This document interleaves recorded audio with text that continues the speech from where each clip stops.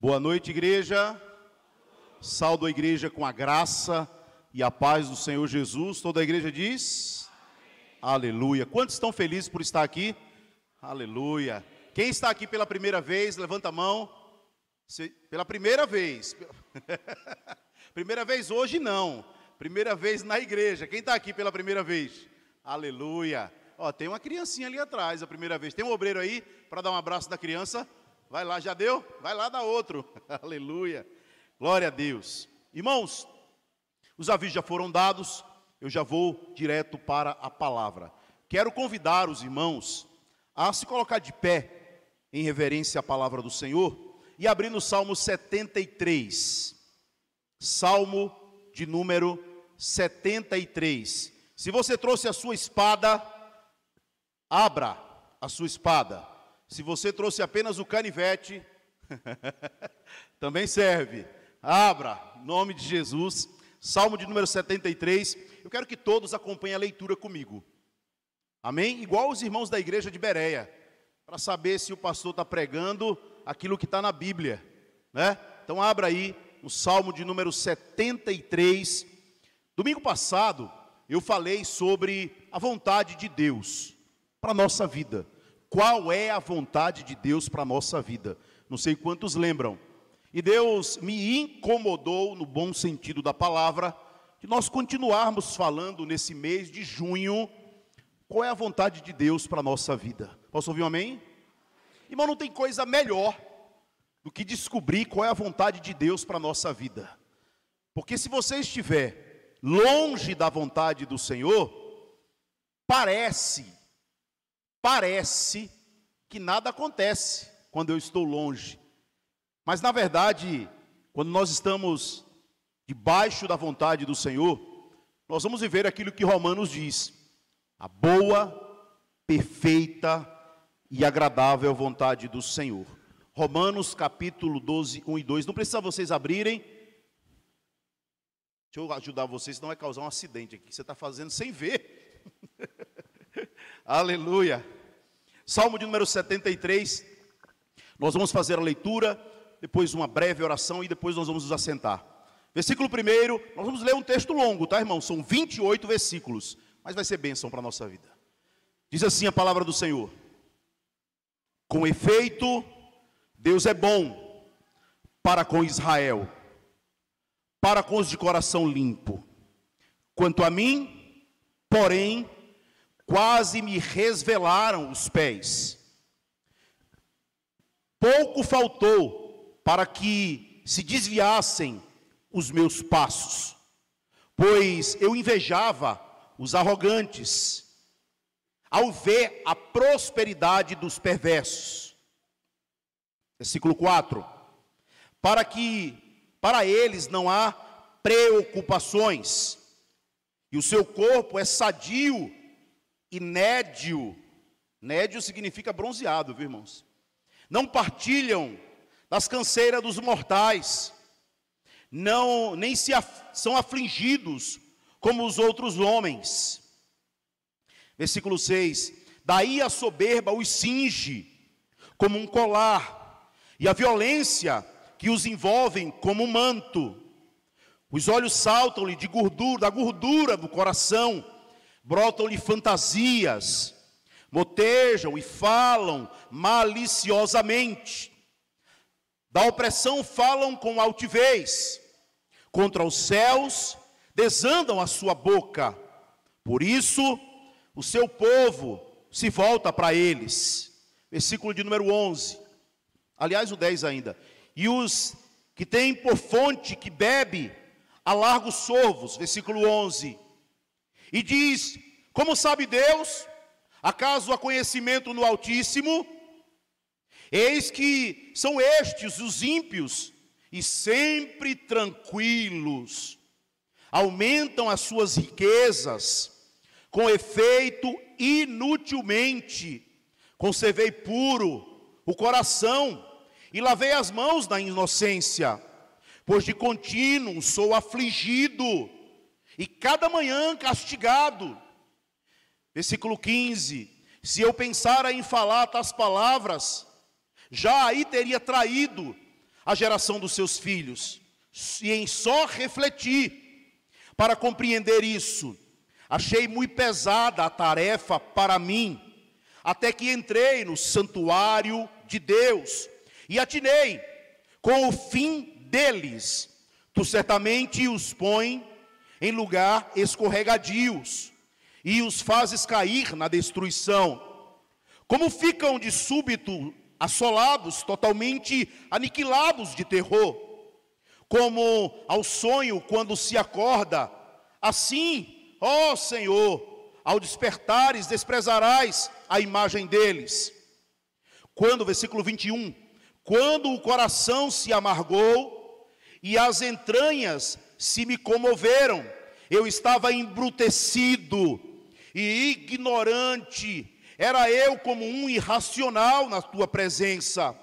Todavia, estou sempre contigo, e tu me asseguras pela mão direita.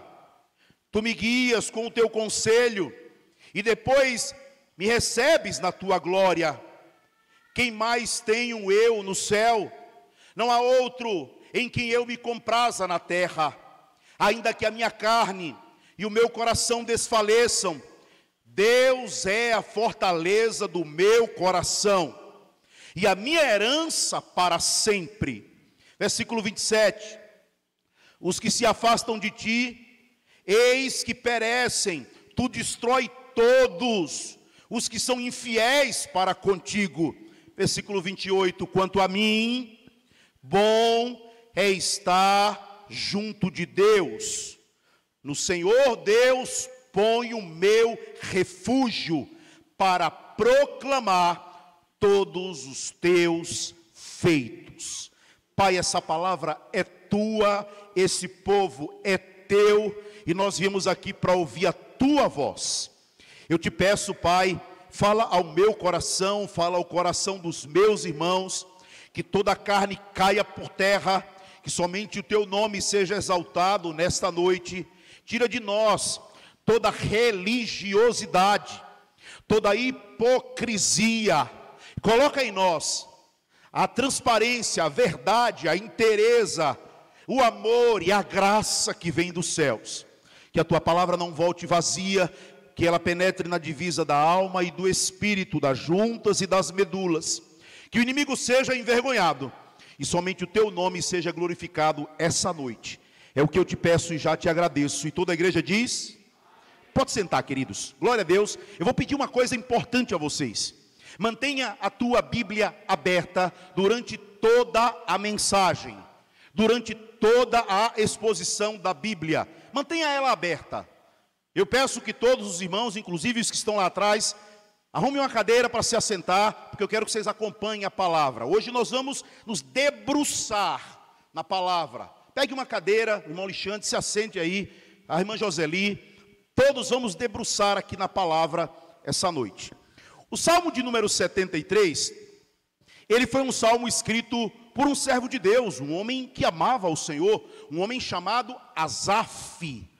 Esse homem, ele, para vocês terem ideia de quanto ele amava a Deus, ele ficou 6 anos compondo um único hino que seria entoado na inauguração do templo de Salomão. Diz que esse salmo que ele compôs, essa música que ele compôs, quando ele cantou esse salmo no templo de Salomão, que foi erguido por Salomão, com recursos de Davi, quando ele cantou esses salmos, diz a palavra que toda a glória encheu o templo, que o poder de Deus se manifestou naquele lugar. Então esse homem é um santo homem de Deus, um servo do Senhor, alguém que amava a Deus. Mas ele escreveu esse salmo, e esse salmo, ele está um pouco rabugento. Quando ele escreve esse salmo, ele está um pouco triste. Quando ele escreve esse salmo, porque é como se ele estivesse sendo tentado, é como se ele estivesse sendo provado, é como se ele estivesse sendo experimentado de alguma forma, e ele demonstra isso neste salmo. A Bíblia diz que Jesus foi tentado. Se até Jesus foi tentado, que diramos nós, ou quem dirá Asaf? Eu quero que você saiba que o inimigo, ele não nos prova. A palavra do Senhor vai dizer que quem nos prova é o Senhor. O inimigo, ele nos tenta, e ele traz tentações sobre a nossa vida.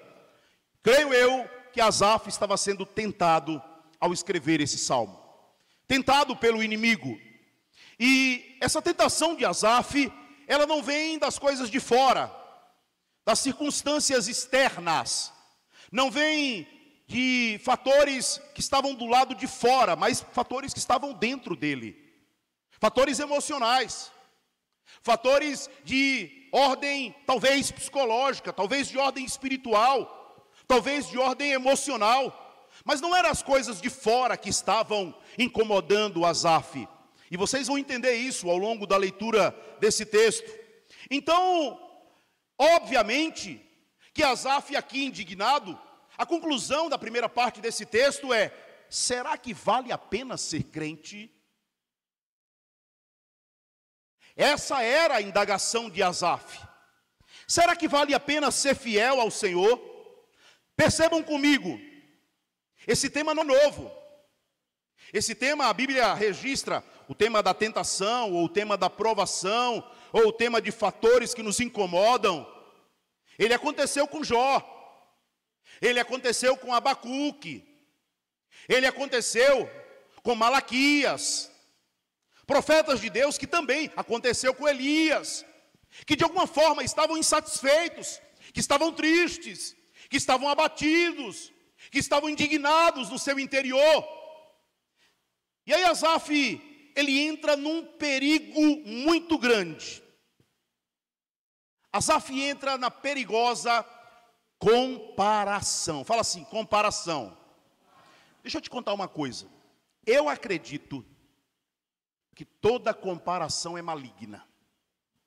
Mas pastor, eu não acredito assim, está tudo bem. Eu acredito que toda comparação ela é maligna. E por que eu acredito que a comparação é maligna? Porque normalmente você compara uma coisa boa com uma coisa...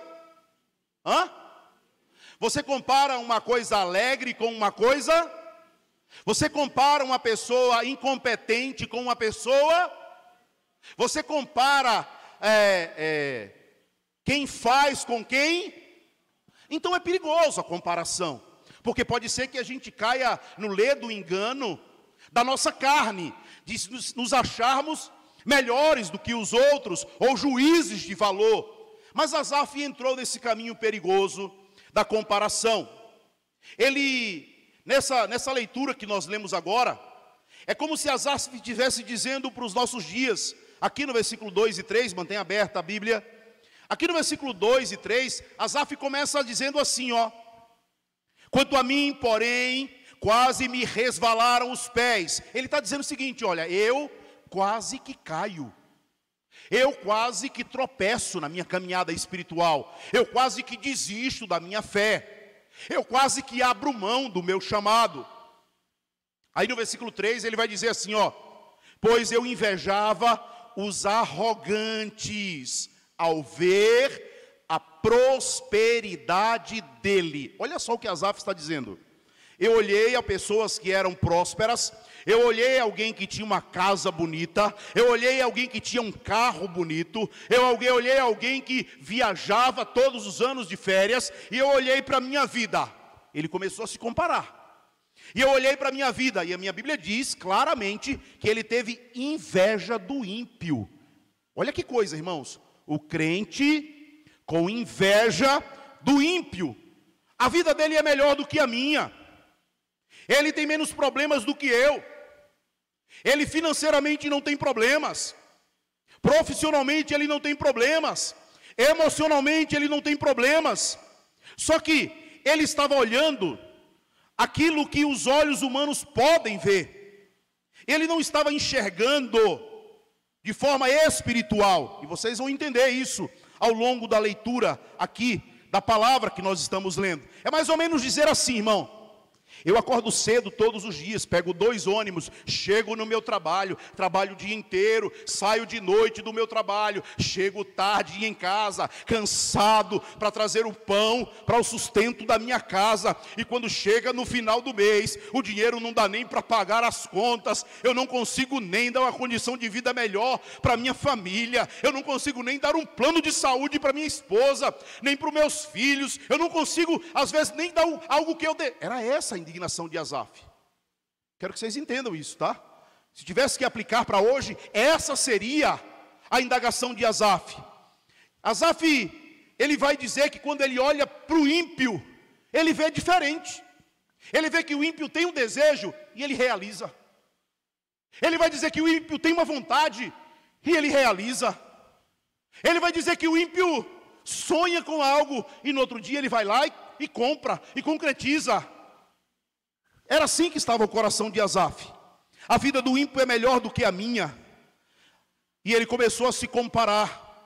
E essa comparação de Asaf, ele quase, a Bíblia diz que ele quase escorrega, ele quase desiste, ele quase abre mão de servir a Deus, ele quase abre mão de acreditar nas promessas do Senhor.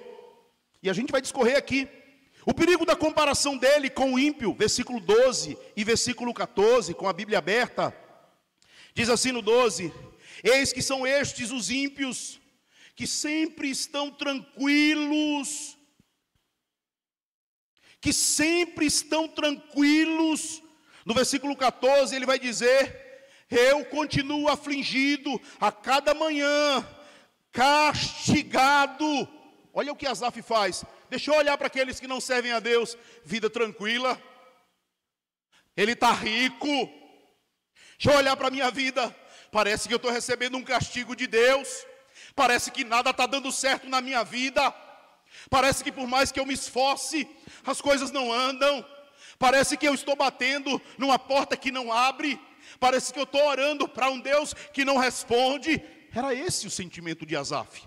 Era esse o coração de Asaf, porque ele começou a se comparar. Ele comparou-se com o ímpio. Em segundo lugar, na sua carnalidade. Se você abrir ali no versículo 6, você lê comigo no versículo 6, vai dizer assim: daí a soberba dos que os cingem como um colar, a violência os envolve como um manto, os olhos saltam de gordura ou fartura. Versículo 8, motejam e falam maliciosamente, falam o que quer, falam mal das pessoas, falam mal de Deus, e eles oprimem, eles são altivos. Olha o versículo 8, eles são altivos. Olha o versículo 9, contra os céus ele blasfema, contra os céus desandam a boca, a sua língua percorre a terra, por isso o seu povo se volta para ele. Olha o que Asaf está dizendo, olha, eles fazem festa todo fim de semana, é gordura na casa dele, eles se esbaldam. Olha o que ele está dizendo, olha, ele fala besteira e todo mundo aplaude. Olha o que ele está dizendo, ele amaldiçoa a Deus e nada acontece com ele. Olha o que Asaf está dizendo, irmão. Olha o que Asaf está dizendo. No versículo de número 9, 73, no versículo de número 10, ele diz ainda assim: é por isso que o seu povo se volta para ele, e eles têm por fonte que bebe a largo solvo, ou seja, tem a aprovação da maioria. Versículo 8, falam com altivez. Altivez é soberba. Altivez é arrogância. Altivez é prepotência, é jactância. Eu faço uma pergunta para vocês, eu fiz para minha esposa hoje à tarde, enquanto eu estava orando, buscando ao Senhor a palavra que eu iria trazer para vocês hoje, me preparando.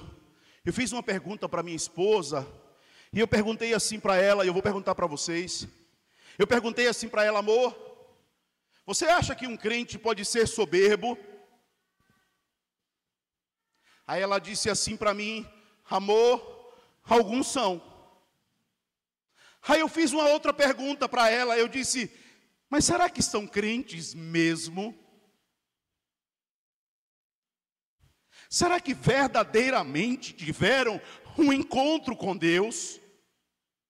Porque soberba, a raiz da palavra é autossuficiência. A raiz da palavra no hebraico para altivez e para soberba é: eu não dependo de nada, eu não dependo de ninguém. O princípio do cristianismo é: eu fui salvo pelo sacrifício de Cristo, e não pelo meu mérito, e não pelo meu esforço, e não pelas minhas obras. A pergunta que eu faço, e eu não quero dar uma resposta aqui, nem ser dono da razão, mas a pergunta que eu faço é: será que a soberba está alinhada com a vida cristã? Será que a arrogância, a independência, ela anda junto com a vida de um convertido, de uma mulher convertida? Ou será que isso parece mais ação de pessoas que não andam com Deus, que não conhecem a Deus, que não tiveram um encontro com Deus? Bom, Asaf estava triste. Ele estava triste, em terceiro lugar, porque ele comparou a blasfêmia do ímpio com a linguagem dos justos. Versículo 9 e 10. Contra os céus desandam a boca, e a sua língua percorre a terra. Ele estava dizendo o seguinte: olha, o ímpio fala o que quer. Ele fala até que não acredita em Deus. Ele fala até que, eu acredito em Deus, mas vive uma vida como se Deus não existisse. Asaf está dizendo isso no Salmo. Parece que o coração de Asaf está bem machucado. Parece que as expectativas de Asaf de uma vida espiritual eram expectativas que talvez estivessem voltadas mais para a sua própria vontade. Bom, se nós queremos conhecer qual é a vontade de Deus para a nossa vida, a nossa comparação não pode ser com a vida de um ímpio. Porque nós somos resgatados, porque nós somos libertos, porque nós somos salvos, porque nós temos o Senhor na nossa vida. Irmãos, aqui nessa igreja, você não vai ouvir nós falarmos que você não vai ter luta. Não, porque eu estaria sendo contra a Bíblia. Aqui nessa igreja você vai ouvir que você vai ter lutas, mas em todas elas o Senhor estará contigo. Posso ouvir um amém? Aqui nessa igreja eu não vou dizer para você que todas as portas vão se abrir. Não, algumas vão se fechar, e Deus mesmo fechará algumas portas. Mas eu vou te dizer que quando as portas fecharem, Ele enviará o maná, e o sustento dele vai chegar na minha vida e na tua vida. Eu não tenho dúvidas nenhuma disso, nenhuma dúvida em que Deus trabalha na fraqueza do homem. Quando Asaf cai em si, e aqui é a grande virada da vida de Asaf. Até o capítulo 15, Asaf está dizendo: olha, o ímpio prospera, o ímpio não tem problema, o ímpio é feliz, o ímpio faz churrasco todo final de semana, o ímpio tem carro, o ímpio blasfema. Olha, eu, parece que estou sendo castigado. Olha, eu, parece que Deus não ouve a minha oração. Mas parece que Deus visita Asaf depois da segunda metade desse texto. Parece que alguma coisa sobrenatural acontece. E aí eu quero que vocês, com a tua Bíblia aberta, eu quero que vocês abram no versículo 17. No versículo 17 diz assim na minha Bíblia: Tu me tens ensinado, ó Deus, desde a minha mocidade, e até agora tenho anunciado as tuas maravilhas. Versículo de número 15: a minha boca relatará a tua justiça de contínuo, e os feitos da tua salvação, ainda que eu não sabia o seu número. Sinto-me na força do Senhor Deus, e rememoro a tua justiça. Parece que algo acontece aqui. Me parece que Asaf, ele cai em si. Quando fala a palavra cai em si, olha aqui para mim. Quando fala a palavra cai em si, eu me lembro do filho pródigo. O filho pródigo que tomou a herança na hora errada, saiu para outro país, foi se deitar com meretrizes, foi se embriagar. Os amigos os deixaram. Quando o dinheiro dele acabou, os amigos desapareceram. Quando as coisas começaram a dar errado, ele não conseguia emprego, não conseguia trabalho, não tinha amigos. Aí a Bíblia diz que ele vai na casa de um homem que criava porcos, e ele pede um emprego lá, e ele pede para comer lá, e ele pede para dormir lá. Aí a Bíblia diz que aquele homem, o filho pródigo, cai em si. Irmão, e parece que tem uma chave nessa história de cair em si. Parece que tem um segredo ali que eu creio que é o trabalhar de Deus no coração do homem, quando o homem começa a perceber quem ele é, quando ele começa a entender quem Deus é, quando ele começa a perceber quem o ímpio é. Me parece que ele cai em si. Eu não sei se vocês já, acredito que sim, acredito eu que sim, que conhecem aquele louvor, que é um hino da harpa, que é segura. Agora vamos ler o versículo 23. Deixa eu ver se é o 23. No versículo 23, diz assim, palavra do Senhor: ó, meus lábios exaltaram, quando eu estou lendo o versículo errado, irmão. Me ajudem aí. Eu estava lendo 71. O 23, todavia, estou sempre contigo, e tu segura pela minha mão direita. Eu sempre ouvi que a gente segura na mão de Deus. Mas o texto me diz que é Deus quem segura na minha mão. Eu sempre acreditei que era eu que segurava nas mãos de Deus quando eu estava fraco.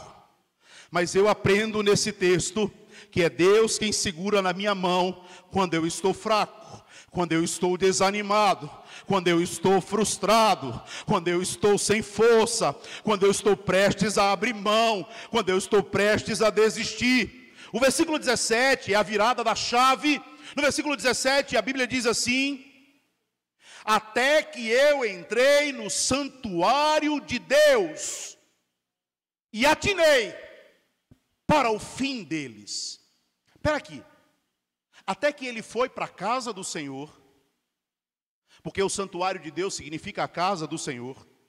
Até que ele entrou na casa do Senhor, ele começou a perceber que havia coisas diferentes, porque quando nós vamos para a casa do Senhor, mesmo sem força, Deus nos fortalece. Quando nós vamos para a casa do Senhor, mesmo sem vontade, o Senhor nos refrigera a alma. Quando eu vou para a casa do Senhor, mesmo sem ânimo, o Senhor me anima. Mesmo sem alegria, o Senhor me renova. Aqui no versículo 17, ele diz: quando eu fui para a casa do Senhor, para o santuário do Senhor. Eu não sei vocês, irmãos, mas eu tenho dias que eu não quero ir para a igreja. Eu não sei vocês. Eu disse assim para minha esposa: eu vou fazer qualquer dia desse isso aqui, tá? Eu disse assim para minha esposa, assim hoje: amor, qualquer dia desse a gente não vai para a igreja não. Ela disse: é o quê, rapaz? Eu disse a ela: irmão, deixa eu ver se só eu que passo por isso. Tem dias que você não tem vontade de vir para a igreja, levanta a mão aqui, deixa eu ver quem mais. Ah, tem uns que é mais crente, que nem a mão levanta. Tem vontade, está todo dia na casa. Deixa eu perguntar de novo. Tem dias que você não tem vontade de ir para a casa do Senhor, levanta a mão. Eu pensei que era só eu. Aí eu lembrei agora de uma história. Que a mãe disse assim para o filho: filho, hoje é o dia de ir para a casa do Senhor. Ele: vou não, mãe. Filho, hoje é dia de ir para o culto. Aí ele disse: vou não, mãe. Ela disse: meu filho, hoje é domingo, hoje é dia de ir para a casa do Senhor.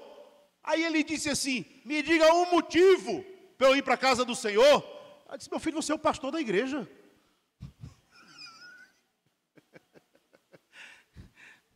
É só o pastor que tem que ter essa força sobrenatural, é? Não, irmão. Mas parece que quando a gente entra no santuário do Senhor, Parece que coisa diferente acontece. Me parece que milagres são liberados. Me parece que quando eu entro na casa de Deus, eu escuto a voz de Deus. Me parece que quando eu entro na casa de Deus, eu começo a adorar o Senhor. Me parece que quando eu entro na casa de Deus, eu venço as minhas tentações. Me parece que quando eu vou na casa do Senhor, eu sou fortalecido na força do seu poder. Há algo sobrenatural quando nós vamos para a casa de Deus. Mas ele diz mais: eu atinei. Veja aí no versículo 17. Se tem a palavra atinei. Eu atinei. Atinei significa entendi. Significa compreendi. Eu compreendi. E é mais ou menos assim, ó. O culto hoje foi uma bênção. Por quê? Porque eu chorei. Ó, gente. E quando chora é uma bênção, e quando não chora não é? O culto hoje foi uma bênção. Por quê? Me arrepiei todinho. Foi? Então quando não se arrepia não é uma bênção, não é? O culto hoje foi uma bênção. Por quê? Porque o pastor só pregou sobre bênção sobre a minha vida. Foi? Me parece que Asaf, o culto foi uma bênção, porque ele entendeu a palavra. Ele entendeu a palavra. E quando ele entendeu a palavra, as escamas saíram dos seus olhos. Quando ele entendeu a palavra, as coisas começaram a acontecer. Leia comigo o versículo 18. Tu certamente os põe em lugares escorregadios e fazes cair na destruição. De quem que Asaf está falando no versículo 18? Dos crentes ou dos ímpios? Mas Asaf não disse que o ímpio prospera? Mas ele não disse que o ímpio está tranquilo? Mas ele não disse que o ímpio não tem problema? Ele não disse que o ímpio tem facilidade de ganhar dinheiro e o crente não tem? Não foi isso que ele disse? Mas aqui no versículo 17 diz que ele foi na casa de Deus e parece que ele compreendeu coisas que ele não compreendia na carne. E aí ele vai dizer que quem faz o ímpio tropeçar, no versículo 18 ele diz isso, é o próprio Deus. É o próprio Deus. No versículo 19, como ficaram súbitos e assolados, totalmente aniquilados de terror, com medo. Olha o versículo 20.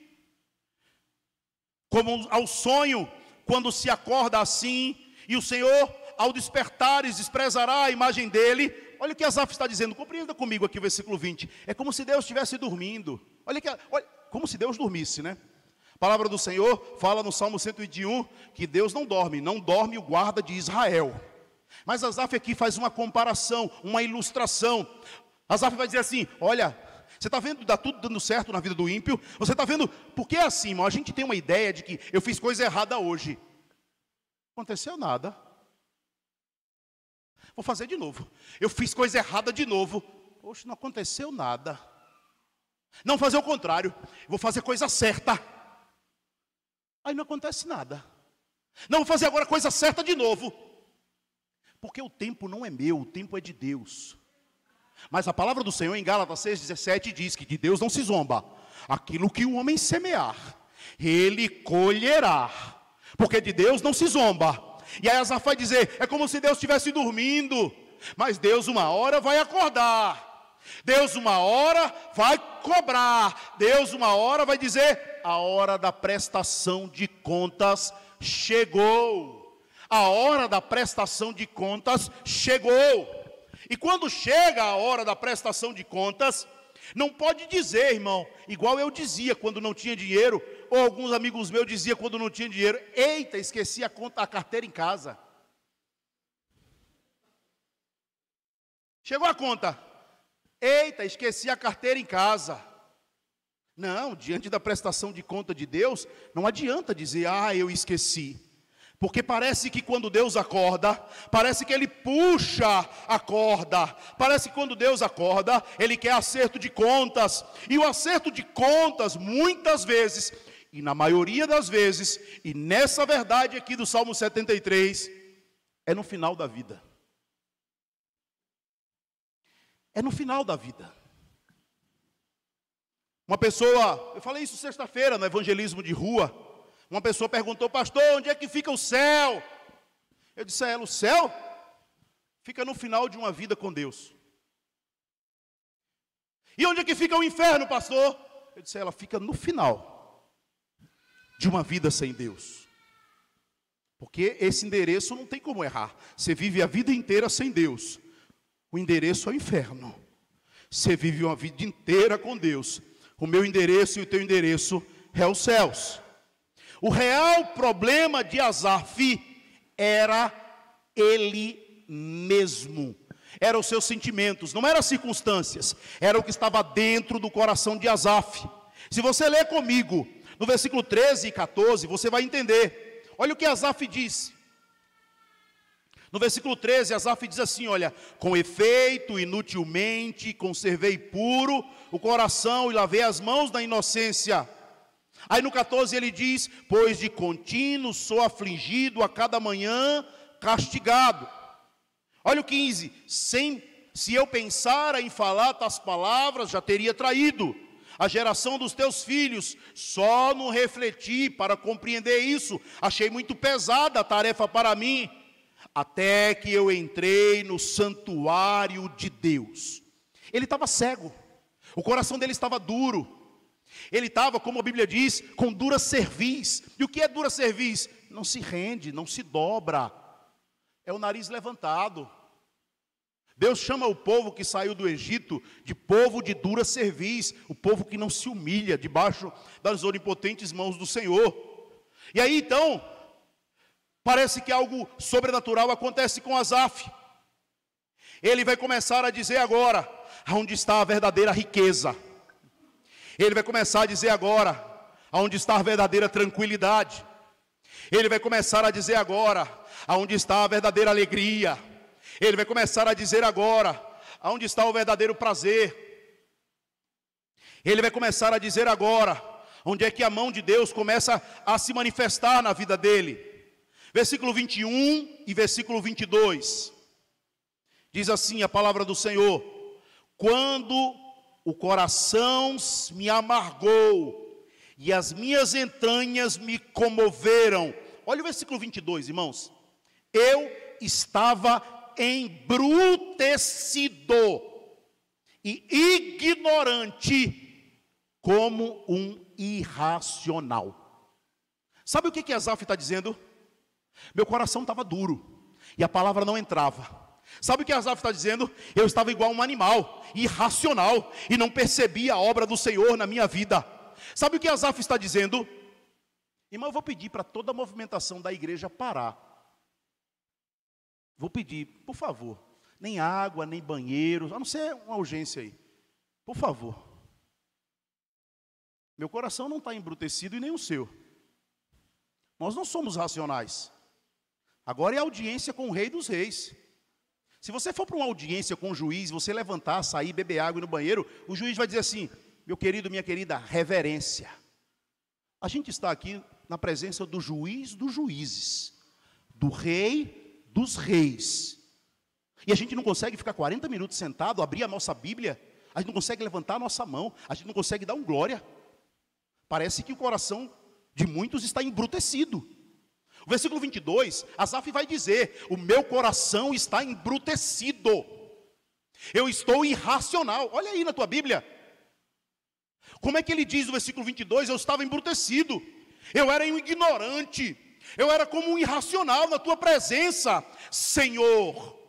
Então Asaf começa a cair em si, ele começa a perceber que o problema real não era ele e o ímpio, o problema era ele, que não conhecia o Deus verdadeiro, que não enxergava o Deus verdadeiro, que não amava o Deus verdadeiro, que não servia o Deus verdadeiro. E aí no versículo 23 em diante, vai cair uma graça de Deus sobre a vida de Asaf, um favor imerecido de Deus. A partir do versículo 23, a minha Bíblia vai dizer assim: todavia estou sempre contigo, e tu me seguras pela minha mão direita. Asaf, quando tem o coração tocado, quando os olhos dele são abertos, quando a obra do Senhor começa a fazer efeito na vida dele, ele diz: tu estás sempre comigo, Senhor, a tua mão está sobre a minha mão, Pai. É o Senhor quem me sustenta, é o Senhor quem me guia, é o Senhor quem me guarda, é o Senhor quem me perdoa.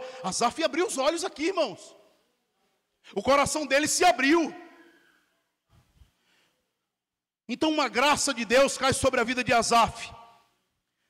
A primeira graça que cai sobre a vida dele é uma graça salvadora. Deus está contigo, tu me toma pela tua minha mão direita. A graça salvadora.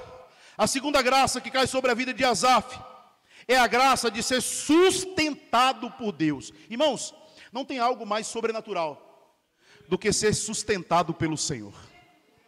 Não é ser sustentado pela tua formação acadêmica, não é ser sustentado pelo teu dinheiro e pela tua inteligência humana, não é ser sustentado pela tua influência, relacionamentos. Eu conheço um gerente, eu conheço um cara que ele pode me dar o caminho. Não. Asaf começou a entender que uma graça de ser sustentado pelo Senhor começou a fazer efeito na vida dele. No versículo 23, no versículo número 24, a palavra do Senhor vai dizer assim, ó: todavia, estou sempre contigo e tu me seguras pela mão direita.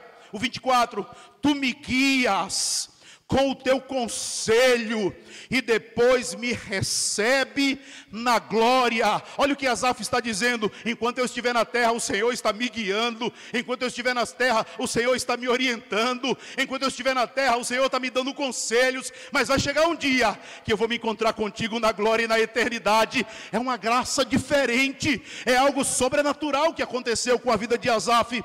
A terceira graça: ele é orientado pela palavra. Fala assim: orientado pela palavra. No versículo 24, tu me guias com teu conselho. O conselho é a palavra de Deus. O conselho é a palavra de Deus. E o que é essa palavra? É a riqueza de Deus. O que é essa palavra? É o tesouro de Deus. O que é essa palavra? É o pão de Deus que nos alimenta. O que é essa palavra? É de onde vem cura. O que é essa palavra? É de onde vem libertação. O que é essa palavra? É de onde traz vida as coisas que estavam mortas e traz à existência as coisas que ainda não existem. A quarta e última graça que cai sobre a vida de Asaf é a graça de ter Deus. Fala assim: ter Deus. Versículo 25. Quem mais tenho eu no céu? Não há outro em que me compraza na terra. Versículo 26. Ainda que a minha carne e o meu coração desfaleçam, Deus é a minha fortaleza, e o meu coração e a minha herança para sempre. Quem mais temos nós no céu além de Deus? Não há outro como nosso Deus. Eu posso passar luta, eu posso ficar doente, eu posso ter dificuldade financeira, eu posso ter problemas na minha casa, mas eu tenho um Deus na minha vida. Eu posso passar por todas as lutas, mas eu sei que Ele está comigo, porque a palavra dele diz: eu jamais te abandonarei. Eu jamais te abandonarei. Ainda que o teu pai e a tua mãe te abandonem, eu jamais te abandonarei. Eis que estarei contigo todos os dias, até a consumação dos séculos. Irmãos, é melhor ter Deus. É melhor viver o plano de Deus na nossa vida. Ele é a sua maior riqueza. Ele é o seu maior deleite. Comece a proclamar os grandes feitos do Senhor. Olha o versículo 28. Quanto a mim, bom é estar junto a Deus. No Senhor Deus ponho o meu refúgio, para proclamar todos os seus feitos. Deus é bom. Interessante que Asaf só foi entender isso depois de muito se comparar. Sabe o que eu acho lindo desse salmo todo aqui, de 28 versículos? O que eu acho mais lindo de tudo é que Asaf começou bem. No versículo 1 você vai ver como é que ele começou. No versículo 1 é o resumo de tudo que ele compreendeu. Ele vai dizer assim no versículo 1: com efeito, Deus é bom para com Israel e para com todos de coração limpo. Ele começou bem. Ele começou bem, mas ele se perdeu no meio da caminhada. Sabe qual é a minha oração essa noite, irmãos? A minha oração essa noite é para que Deus nos ajude a compreender a palavra dele para a nossa vida.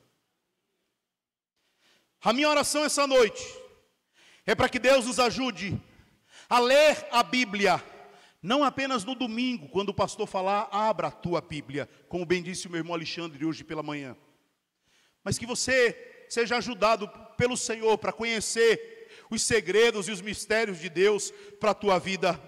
A minha oração essa noite é que Deus nos ajude a nós termos fome dEle, fome da verdade, fome da palavra, que é pão, que é mel, que não deve se afastar da minha casa.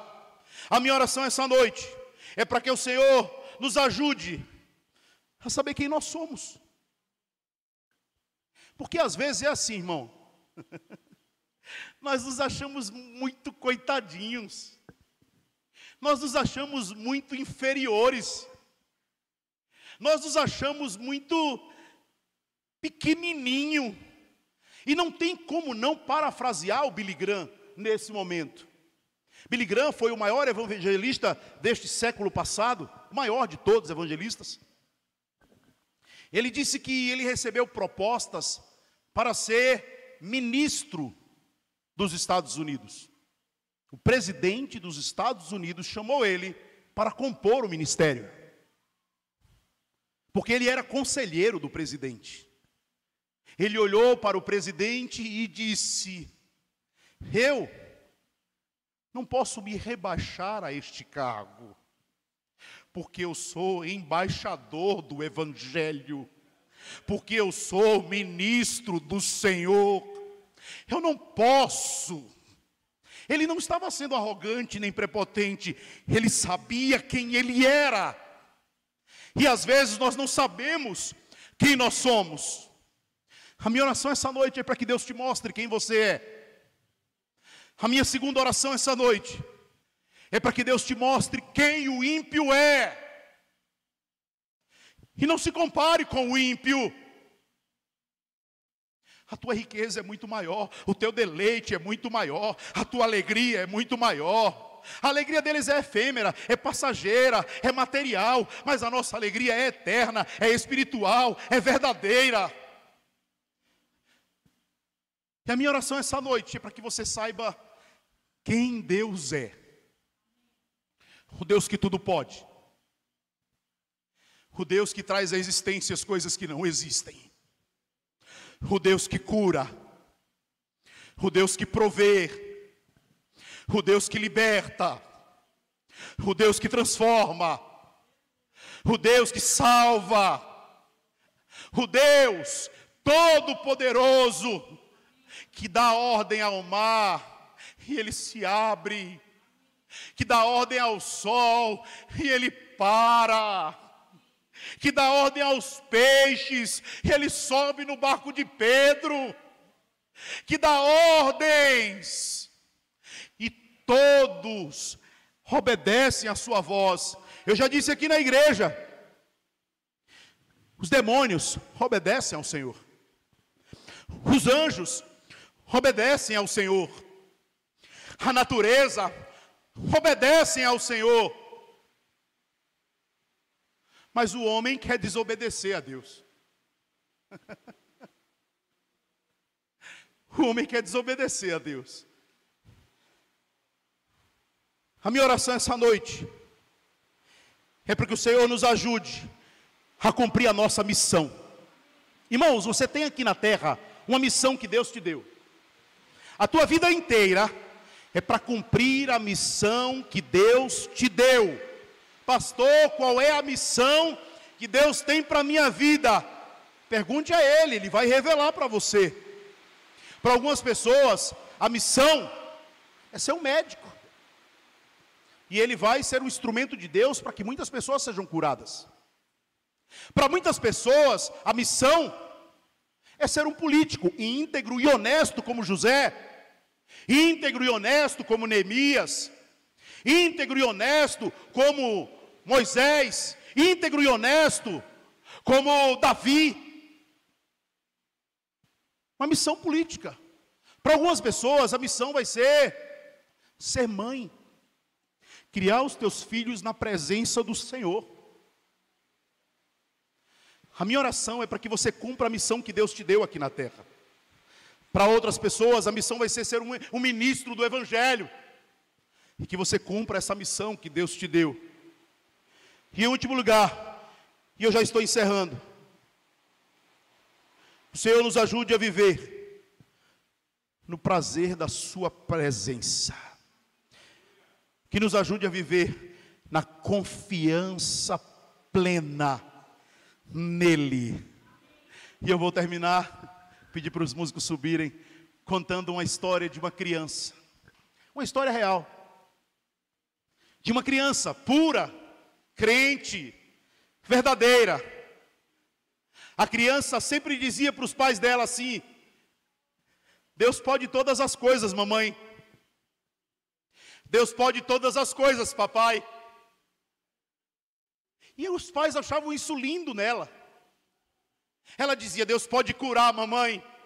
Deus pode salvar, mamãe. Deus pode libertar, mamãe. Deus pode restaurar, mamãe. Aí um tio que não era crente, que estava ouvindo a conversa, chegou para a menina e disse: olha, e o que você vai fazer se o diabo bater naquela porta agora? A criancinha, sem titubear, disse: eu vou pedir para Deus receber ele, porque Deus é poderoso para anular as armas dele. Que a gente tenha a pureza dessa criança, a confiança dessa criança. Deus pode curar, mamãe. Deus pode salvar, mamãe. Deus pode libertar, mamãe. E se o diabo vier, eu chamo Deus para falar com ele. Coração de uma criança. Que nós tenhamos o coração de uma criança e confiar plenamente no Senhor.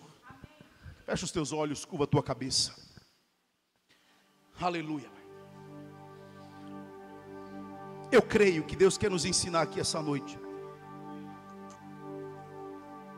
que nós não devemos nos comparar com o ímpio. Eu creio que Deus quer nos ensinar aqui essa noite a não ser arrogantes, a não ser prepotentes.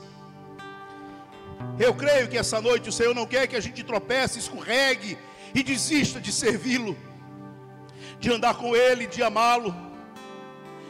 Deus não quer que eu me compare com quem não conhece a Deus. Deus quer que você entenda a sua palavra essa noite. Compreenda no teu coração e no teu espírito que há diferença do que serve para quem não serve, que há diferença da luz e das trevas, que há diferença do joio para o trigo, que há diferença para quem obedece e para quem é rebelde, que há diferença para quem ama e para quem é indiferente, que há diferença para quem confia no Senhor, para quem confia na sua própria carne, que há diferença do generoso para o egoísta, que há diferença para quem é salvo, para quem está perdido. Salmo 128, Davi vai dizer: tu livrastes da morte a minha alma, das lágrimas livraste os meus olhos, da queda livraste os meus pés. Andarei na tua presença, Senhor, na terra dos viventes. Porque tu me livrou da morte, porque tu me livrou do choro, e porque tu me livraste da queda. Essa noite Deus quer que você compreenda a sua palavra. Essa noite Deus quer que você tenha fome, sede. Essa noite Deus quer te afastar das coisas que não agradam a Ele. Essa noite Deus quer que você saiba quem Ele é, quem Ele é, quem você é e quem o ímpio é. Essa noite Deus quer que você viva de modo digno de glorificar ao Senhor com a tua vida. Deus quer te ajudar a cumprir a tua missão. Deus quer te ajudar a proclamar as verdades e as virtudes do Senhor. Deus quer te dar o prazer de andar com Ele, a alegria de confiar nele, a certeza de que Ele pega na tua mão quando você está cansada, quando você está cansado, quando os reveses da vida vêm, quando as lutas não cessam. Às vezes a luta é dentro da nossa própria casa. Deus quer te fortalecer essa noite e te dizer: não se compare com o ímpio. Você é minha, você é meu. E um dia você vai estar no gozo e num prazer eterno. Um dia você vai desfrutar da minha doce presença. E um dia todo joelho se dobrará, toda língua confessará que Jesus Cristo é o Senhor. Todo joelho se dobrará, toda língua confessará. Eu confesso que esse texto mexia comigo. Pastor, como é que todo joelho vai se dobrar? E aqueles que não obedecem a Deus, e aqueles que não andam com Deus, e aqueles que não se renderam a Deus? No último dia, no dia do juízo, todos vão se dobrar diante dele, porque o pavor e o terror vai consumir o coração.